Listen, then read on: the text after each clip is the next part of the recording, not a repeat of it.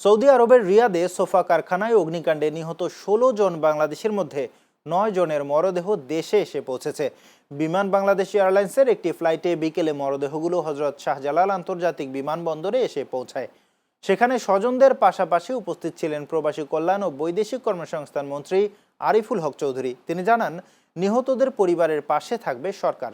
গত ৯ আগস্টের ওই অগ্নিকাণ্ডে ১৬ বাংলাদেশি নিহত হন। আঙুলের ছাপ পরীক্ষায় পরিচয় নিশ্চিত হওয়ার পর ৯ জনের মরদেহ দেশে পাঠানো হয়। বিমানবন্দরে আনুষ্ঠানিকতা শেষে স্বজনদের কাছে মরদেহগুলো হস্তান্তর করা হয়। নিহত ৯ জনের মধ্যে ৭ জনেরই বাড়ি নওগাঁর আত্রাই উপজেলায়।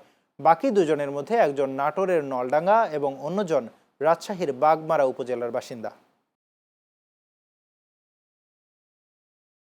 আজকে আমরা ৯ জনকে আনতে সক্ষম হয়েছি। আমি প্রথমে আমাদের পররাষ্ট্র মন্ত্রণালয়ে যারা সৌদি দূতাবাসে যারা কর্মরত আছেন তারা সকলে কাজ করেছেন। আমাদের মন্ত্রণালয়ে ঢাকায় সকল কর্মকর্তারা কাজ করেছেন যে যত শীঘ্রই সম্ভব আমরা এই আমাদের ভাইরা যারা চলে গেছে আমাদেরকে তাদেরকে আমরা ফিরিয়ে আনতে পারি। আমি সৌদি সরকারকে ধন্যবাদ জানাতে চাই যে সৌদি সরকার সব রকম সহযোগিতা আমাদেরকে করেছেন।